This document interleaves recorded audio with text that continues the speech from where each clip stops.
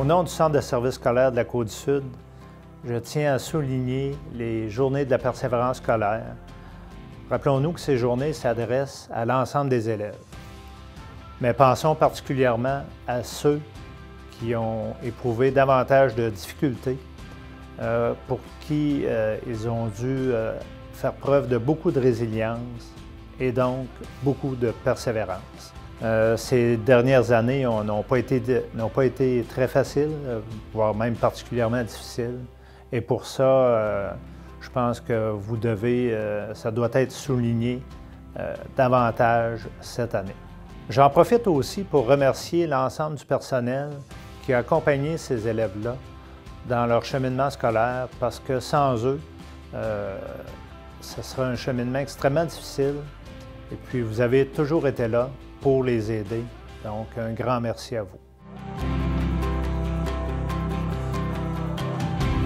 Dans le fond, j'ai eu un déficit d'attention. C'est toujours difficile d'aller à l'école et de me concentrer. Quatrième année, j'ai vraiment eu de la misère. Ça, je suis allé au CEFER. En FMS, ça m'a aidé, puis ils m'ont donné vraiment des outils pour continuer.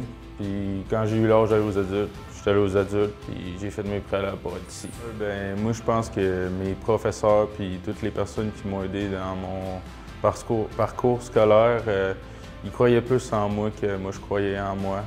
Ils m'ont toujours aidé à voir plus loin, puis jamais lâcher. Mon père, il est mécanicien, puis j'ai toujours voulu... J'aimerais ça reprendre le garage à mon père.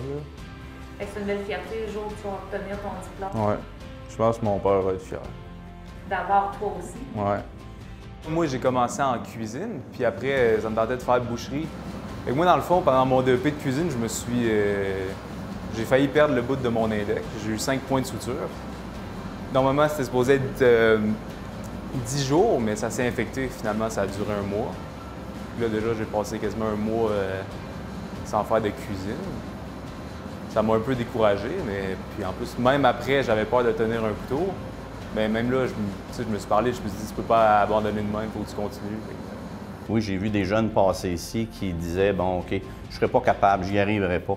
Mais en leur donnant les outils, en leur donnant la confiance, bien, ils vont réussir à aller chercher un petit peu plus à tous les jours. Et là, on viendra renforcer un peu l'estime de soi et on avance aussi dans la vie. Puis dans la persévérance aussi, il y a ceux-là qui ont peut-être un peu de difficulté au niveau de l'apprentissage, qui, je vous dirais, au lieu d'apprendre en s'assoyant dans une classe, bien, on va apprendre différemment. Ça veut dire on va se mettre dans l'action. Mais dans la persévérance, on a aussi des gens qui reviennent aux études. Ils ont été au marché du travail, puis là, ils reviennent nous voir pour justement aller se chercher un diplôme. Et là, ça amène des sacrifices.